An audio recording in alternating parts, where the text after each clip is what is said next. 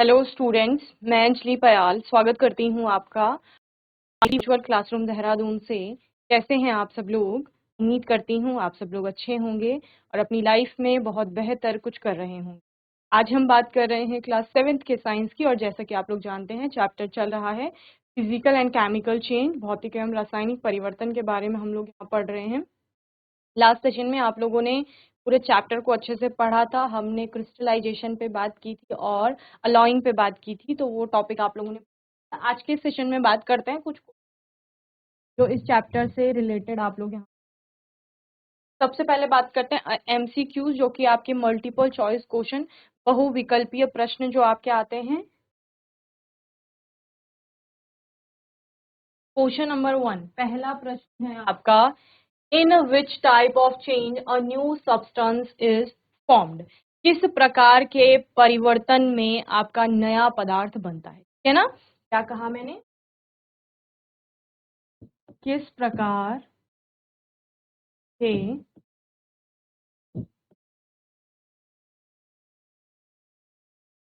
परिवर्तन में एक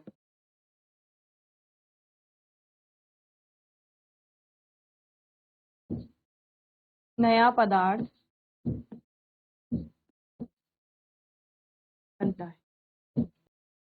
बनता है। ठीक है, चलिए। मल्टीपल चॉइस क्वेश्चन, बहुविकल्पीय प्रश्न क्या देता है आपको? ऑप्शंस देता है अलग अलग। ऑप्शंस देगा आपको और उन ऑप्शन में से कोई एक ऑप्शन आपका करेक्ट होगा, ठीक है ना? तो यानी विकल्प है आपके पास। पहला है इन फिजिकल चेंज, भौतिक परिवर्तन में। बी है आपका इन केमिकल चेंज, यानी रासायनिक परिवर्तन में। सी है आपका in both A and B, यानी भौतिक परिवर्तन और रासायनिक परिवर्तन, फिजिकल एंड केमिकल चेंज दोनों में ही आपका नया पदार्थ बनेगा। या डी है आपका इन नीदर ऑफ दीज, यानी कि इनमें से किसी में भी नहीं। क्या समझे? प्रश्न पूछ रहा है आपका किस प्रकार के परिवर्तन में एक नया पदार्थ बनता है, ठीक है ना? परिवर्तन हो रहा है और परिवर्तन के बाद जो आपको चीज मिल रही है वो एक नया पदार्थ है, वो पुराने वाले से बिल्कुल डिफरेंट। ठीक है, तो क्या ऐसा भौतिक परिवर्तन में होता है, या फिर रासायनिक परिवर्तन में होता है, या फिर सी आपका कह रहा है कि दोनों में ऐसा होता है, और डी कह रहा है कि ऐसा किसी में भी नहीं होता है। तो आपको पता है कि जब भी हम चेंज पढ़ रहे थे और उसके अंतर्गत हम नए पदार्थ के बनने की बात कर रहे थे, तो वो हमारा केमिकल चेंज के अंतर्गत आ रहा था, यानी रासायनिक परिवर्तन के अंतर्गत। रासायनिक परिवर्तन के अंतर्गत आप एक नए पदार्थ के बनने की बात कर रहे थे वहां पर, ठीक है ना? तो ऑप्शन बी आपका यहाँ पर करेक्ट हो जाएगा, इन केमिकल चेंज और रासायनिक परिवर्तन में। ठीक है,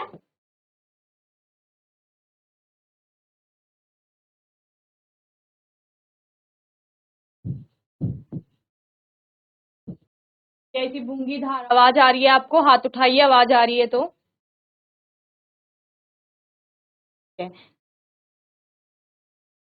चलिए नेक्स्ट क्वेश्चन पे बात करते हैं। आपका नेक्स्ट क्वेश्चन है, which among the following is a physical change. इनमें से कौन सा आपका भौतिक परिवर्तन होगा, ठीक है ना? तो भौतिक परिवर्तन के अंतर्गत आपको चार चीजें दी गई हैं। Cutting a log of would in small pieces, लकड़ी के एक बड़े गुटके को छोटे छोटे टुकड़ों में काटना। बर्निंग ऑफ वुड, लकड़ी का जलना। राइपनिंग ऑफ फूड, फ्रूट, आपका फलों का पकना, या अगर फलों के सड़ने की बात करते हैं तो वो भी आपका क्या है, एक परिवर्तन ही दिखा रहा है, यानी change. And cooking of food, यानी कि भोजन का पकना। तो किसकी बात हो रही है? बात हो रही है फिजिकल चेंज की। और फिजिकल चेंज हमेशा क्या होता है कि आपका न्यू सब्सटेंस फॉर्म नहीं हो रहा है, आपका पदार्थ वही है, बस उसकी अवस्था बदल जाएगी, रंग बदल जाएगा, उसका आकार या आकृति आपकी बदल सकती है, ठीक है ना? और अवस्था में परिवर्तन आपको दिख सकता है, तो यही आपका क्या है, फिजिकल चेंज है। तो इनमें से ऐसा कौन सा है कि जो भौतिक परिवर्तन दिखा रहा है? चलिए आंसर करिए, बताइए। चलिए, जो लोग हिंदी में पढ़ते हैं वो इसका प्रश्न लिखेंगे। ऐसे लिखेंगे, निम्नलिखित में से कौन सा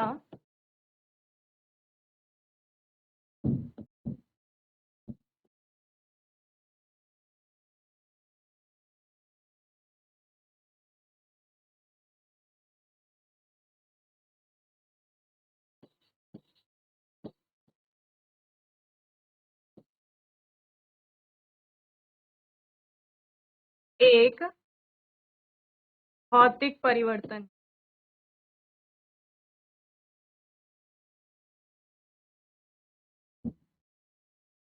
तो आंसर क्या है आपका?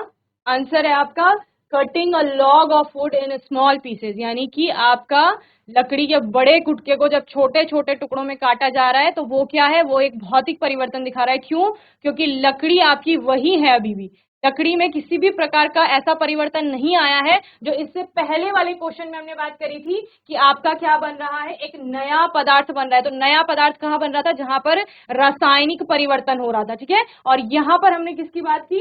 यहां पर हमने भौतिक परिवर्तन की बात की। तो भौतिक परिवर्तन में आपने बोला हमारा पदार्थ वही है और पदार्थ नहीं बदल रहा है, बदल क्या रहा है? भौतिक गुण बदल रहे हैं। और जो भौतिक गुण क्या क्या कहे थे हमने? रंग बदल सकता है, आकार बदल सकता है, आपका आकृति बदल सकती है, भौतिक अवस्था यानी कि फिजिकल स्टेट में किसी भी प्रकार से आप चेंज ला सकते हैं। तो यही आपका क्या है? फिजिकल चेंज है, ठीक है।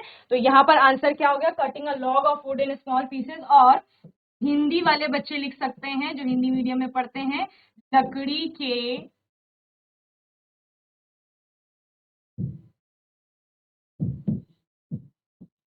बड़े गुटके को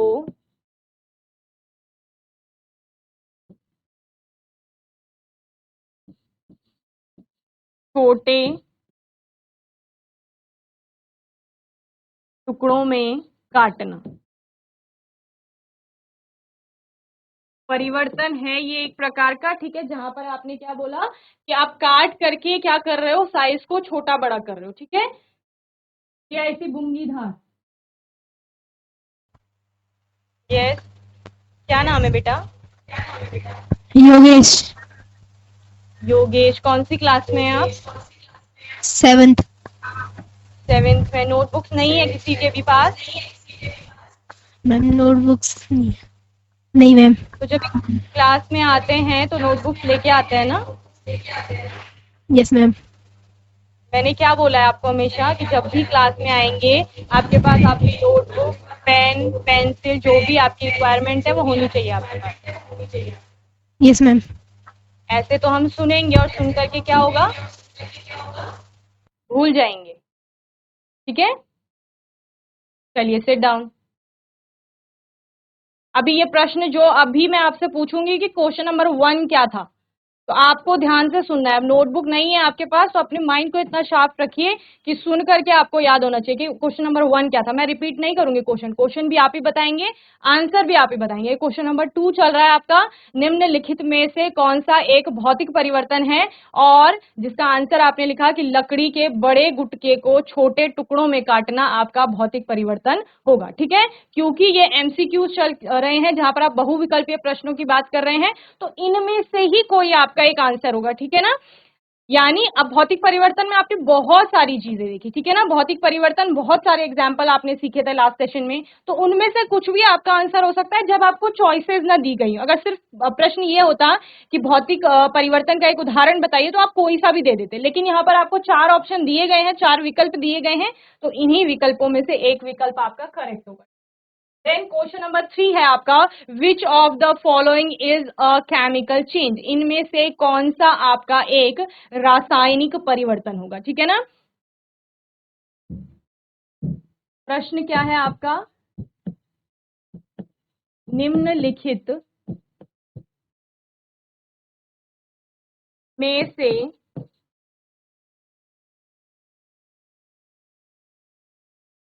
कौन सा एक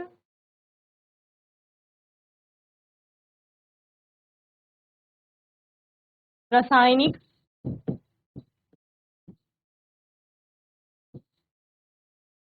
परिवर्तन है, ठीक है। 4 ऑप्शन है आपके पास यहाँ पर भी। Bursting of a fire cracker, जो आप पटाखे जलाते हैं वो। ही है आपका जर्मिनेशन ऑफ सीड, यानी कि जो आपका बीज होता है ना वो अंकुरित होता है वो। और सी, कोल फॉर्मेशन फ्रॉम बड़ी ट्रीज, जब दबे हुए पेड़ों से आपका क्या बनता है? कोयले की फॉर्मेशन होती है। तो जीव दब जाते हैं धरती के नीचे, उसके बाद क्या होता है? कोयला बनता है, आप लोग ऐसा पढ़ते हैं। और डी है आपका ऑल ऑफ दीज, यानी कि जो ऊपर तीनों ऑप्शन लिखे गए हैं तीनों ही आपके क्या है? केमिकल चेंज यानी रासायनिक परिवर्तन को दिखाएंगे, ठीक है ना। तो इनमें से कौन सा ऑप्शन आपका करेक्ट होगा बताइए? जीआईसी बूंगी धार। मैम सी। सी हो। क्या नाम है बेटा आपका? मैम योगेश। योगेश, किसी और को माइक दो। Very good Yogesh, sit down. Yes ma'am. Yes, क्या नाम है बेटा? प्रियांशु। प्रियांशु। प्रियांशु, योगेश ने हमें सी ऑप्शन बताया करेक्ट। आपका आंसर कौन सा है?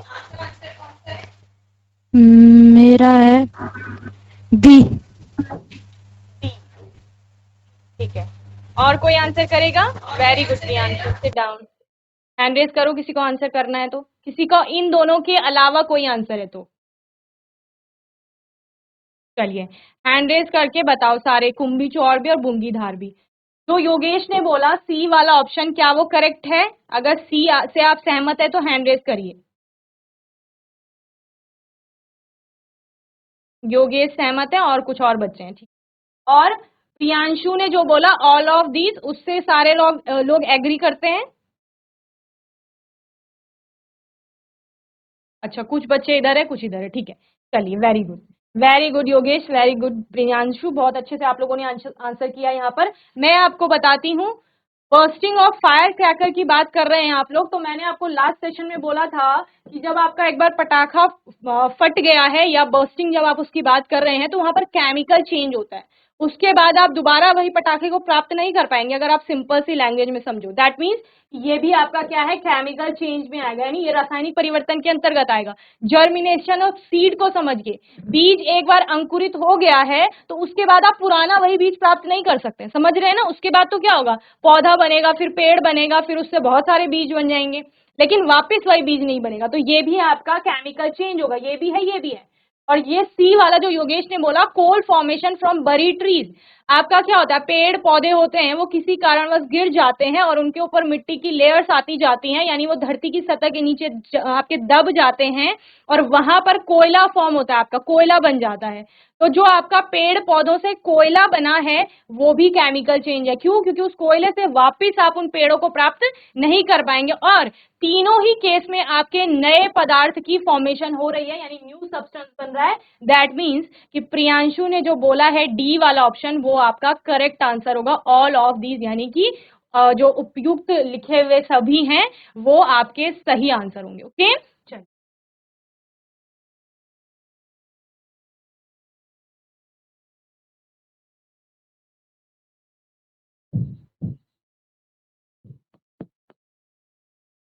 नोट करेंगे जल्दी से।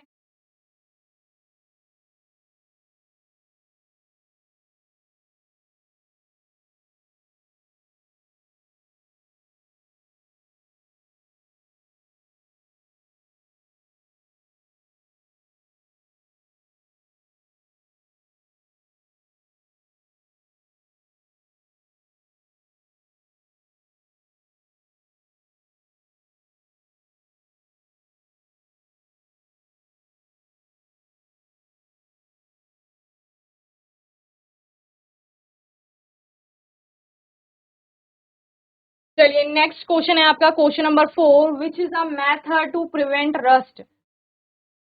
जंग से बचाने का कौन सी आपकी एक विधि है? तो यहाँ पर आपको 4 विधियां दी गई हैं। पहला है क्रिस्टलाइजेशन, क्रिस्टलीकरण जिसे कहा जा रहा था, बी है आपका सेडिमेंटेशन, सी है आपका गैल्वेनाइजेशन और डी है नन ऑफ दिस। ठीक है ना? तो ये तीनों ही विधियां आपने पढ़ी है चैप्टर में, तो आपको बताना है कौन सी विधि है जो कि जंग लगने से आपका बचा सकती है।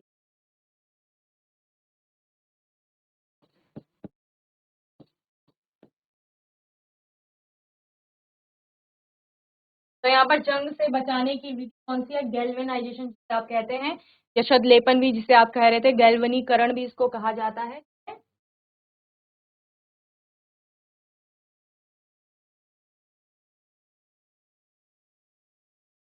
जहां पर क्या किया जा रहा है, लोहे की परत पर आपका जिंक की कोटिंग की जा रही है। मोल्टन जिंक में आप लोग लोहे को डुबोते हैं और लोहे के ऊपर क्या आ जाती है, जिंक की एक परत आ जाती है।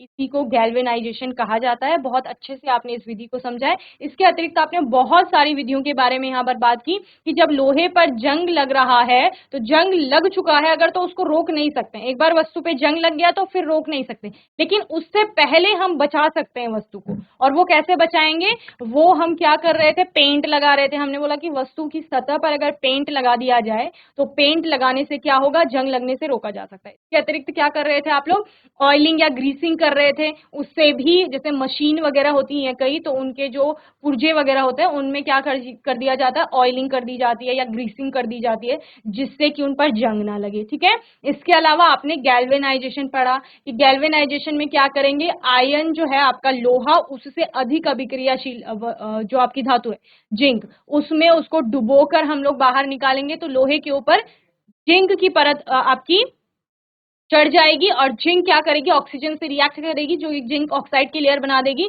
यानी दो दो आपकी लेयर्स वहां पर बन रहे हैं। तो इस तरह से क्या हो रहा है, गैल्वेनाइजेशन की प्रोसेस थी। इसके अलावा इलेक्ट्रोप्लेटिंग आप लोग जिसे कह रहे थे, वहां पर भी क्या किया जा रहा था, क्रोमियम वगैरह की आप लोग प्लेटिंग देखते हैं, ठीक है ना। तो ये सारी विधियां पड़ी थी। अलॉइंग की आप लोगों ने बात की कि अलॉइंग किया जाता है, धातु को धातु के साथ मिला करके क्या किया जाता है, मिश्र धातुएं बनाई जाती है। ठीक है, तो यहाँ पर करेक्ट आंसर है गैल्वेनीकरण। ठीक है, चलिए नेक्स्ट क्वेश्चन हम लोग देखते हैं। Question number 5, how crystal of pure substances are obtain. ठीक है ना, crystals of pure substances are obtain, क्या कहा जा रहा है कि किस प्रकार से आप शुद्ध पदार्थ के क्रिस्टलों को प्राप्त करते हैं। ठीक है, तो ये कौन सी प्रक्रिया थी जो लास्ट सेशन में पढ़ी थी आपकी, जो आपका क्रिस्टलीकरण वाली प्रक्रिया हम लोग पढ़ रहे थे। ठीक है, जहां पर आपने क्या बोला कि कोई अशुद्ध अगर पदार्थ आपको मिला है, उस पदार्थ को क्या करेंगे हम लोग, डिसॉल्व करेंगे पानी के साथ, और फिर क्या होगा, जो आपका सब्सटेंस है वो तो क्या हो जाएगा, डिसॉल्व हो जाएगा, और जितनी अशुद्धियां हैं वो इनसॉल्युबल रहेंगी वाटर के साथ, और फिर आप क्या करेंगे, उसको फिल्टर आउट कर लेंगे। देन आपको जो सॉल्यूशन मिलेगा, घोल मिलेगा, उसको आप ठंडा कर लेंगे। ठंडा करने पर आपको क्रिस्टल्स प्राप्त हो जाएंगे। ठीक है ना, तो ये आपकी विधि थी। जीआईसी बुंगी धा, लास्ट में गर्ल्स क्या कर रहे हो आप, चार ऑप्शन है आपके पास, by crystallization, by chromatography, by peptization, और by all these method. GIC Netwar, mike ले लो। Yes ma'am. Yes ma'am. Good morning. Good morning ma'am. क्या नाम है आपका, लावण्या। लावण्या। क्वेश्चन समझ में आया, क्वेश्चन क्या है, यस मैम। कौन सी क्लास में हो, 7। 7, ठीक है। तो आंसर बताइए, how crystal of pure substances are obtained, by crystallization, by chromatography, by peptization, और by all these method. D ma'am. D, by all these method. और कोई आंसर करेगा, very good Lavanya, sit down बच्चे। और कोई आंसर करेगा, good morning ma'am. Very good morning. क्या नाम है बेटा, यश। यश। लावण्या ने जो आंसर किया वो करेक्ट है, यस मैम। Yes, okay. और किसी का इसके अलावा कोई आंसर है, ठीक है। तो आपने आंसर किया बाय ऑल दीज मेथड। ठीक है, पहली चीज तो सिंपल सी बात है, चैप्टर में आपने क्रोमेटोग्राफी और पेप्टाइजेशन पढ़ा ही नहीं है। ठीक है ना, आपने सिर्फ क्या पढ़ा था, क्रिस्टलाइजेशन पढ़ा था। और क्रिस्टलाइजेशन में आपने किस बात की, क्रिस्टल्स बनने की बात की। याद कीजिए, जब मैं आपको क्रिस्टलाइजेशन पढ़ा रही थी, तो कब पढ़ा था आपने, लास्ट सेशन में पढ़ा था क्रिस्टलाइजेशन, क्रिस्टलीकरण जिसको कहा जाता है। तो आपने क्या बोला था, इस तरह से हम क्रिस्टलीकरण को देख रहे थे, जहां पर आपने क्या बोला कि जो आपका इम्प्योर सॉलिड है उसको डिसॉल्व कर लेते हो आप सॉल्वेंट में। पहले स्टेप में देखो आपने उसको घोल लिया है। लावण्य, यश, पहले स्टेप में आपने क्या किया, आपके पास जो क्रिस्टल्स थे उनको आप घोल लेते हो सॉल्वेंट में। सपोज आपके कोई ऐसे क्रिस्टल है, चीनी को ले लो, जैसे चीनी है, ठीक है, चीनी तो आपकी घुल जाती है पानी के साथ। उसके अलावा कोई और, कॉपर सल्फेट हो गया, कोई भी आपका क्रिस्टल्स होंगे जिनमें अशुद्धि है किसी प्रकार की, उसको क्या करना है, डिसॉल्व करने का मतलब घोलना है, सिंपल लैंग्वेज में। तो आपने उसको घोल लिया है, एक सॉल्वेंट यानी विलायक, पानी भी आपका विलायक होता है, पानी में घोल लिया है। अब क्या होगा, जो आपका प्योर, जितना भी उसमें प्योर प्योर चीजें थी, प्योर क्रिस्टल्स थे, वो घुल जाते हैं, लेकिन अशुद्धियां नहीं घुलती हैं, अशुद्धियां अलग रहती हैं आपकी पानी में, वैसे ही कितना भी गर्म कर लो।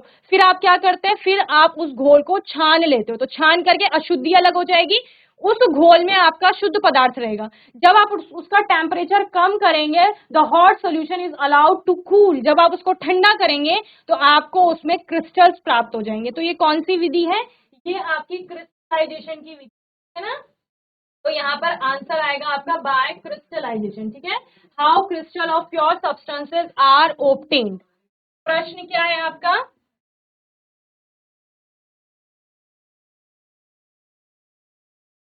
शुद्ध पदार्थ के क्रिस्टल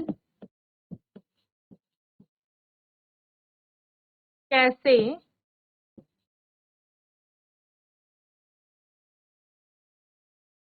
प्राप्त करते हैं, ठीक है ना। आंसर क्या है आपका, लावण्य और यश, ए वाला आंसर आपका करेक्ट है, ठीक है ना। बाय क्रिस्टलाइजेशन यानी क्रिस्टलीकरण द्वारा।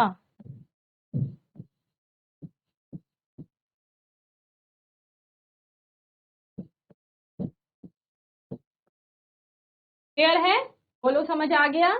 लावण्य, यश, हैंड रेस करो समझ आ गया तो। ठीक है, वेरी गुड, नोट करेंगे जल्दी से।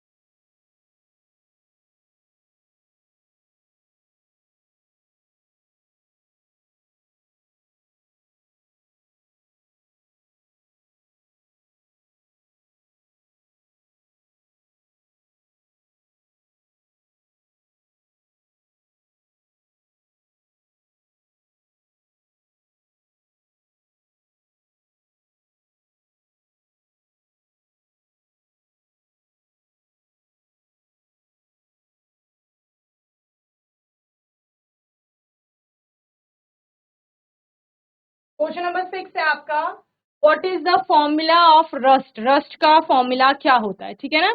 ये क्वेश्चन आपके लिए होमवर्क में है, ये आपको पता करना है, जंग का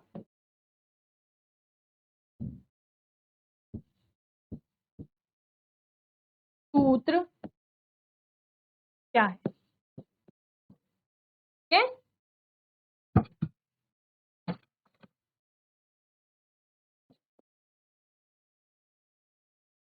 इस क्वेश्चन को ढूंढ करके लाएंगे आप, इसका आंसर लिखे कि जंग का सूत्र क्या होता है।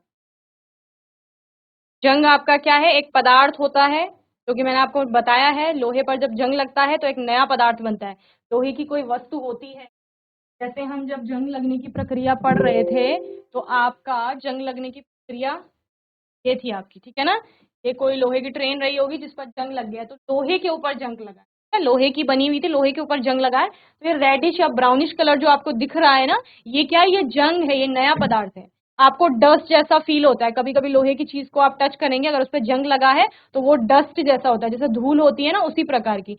तो वो जो लेयर आपको दिख रही है, वो एक नया पदार्थ है, और उसी जंग का क्या पूछा जा रहा है, फॉर्मूला यानी कि सूत्र पूछा जा रहा है आपको, ठीक है। चलिए, क्वेश्चन नंबर 7 है, what will happen if carbon dioxide gas is passed through lime water.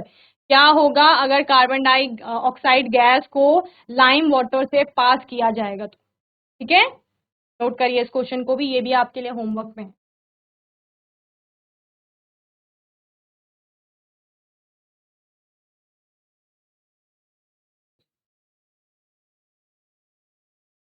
चलिए, तो मैं उम्मीद करती हूँ आज का सेशन सभी को अच्छे से समझ में आया होगा। आज के सेशन में जीआईसी बुंगीधार से योगेश ने और प्रियांशु ने बहुत अच्छे से आंसर किया, साथ ही जीआईसी नेटवार से लावण्य और यश ने भी बहुत अच्छे से आंसर किया है। सभी बच्चों को ऐसे ही पढ़ाई करनी है जैसे जीआईसी बूंगीधार और नेतवार के बच्चे कर रहे हैं अच्छे से पढ़ाई। बाकी आपका कोई डाउट होगा, क्वेश्चन होगा तो आने वाले सेशन में आप लोग पूछ लेंगे। अपने आने वाले सेशन में हम कुछ और नए प्रश्नों के साथ आएंगे और तब तक के लिए आईसीटी वर्चुअल क्लासरूम से जुड़ने के लिए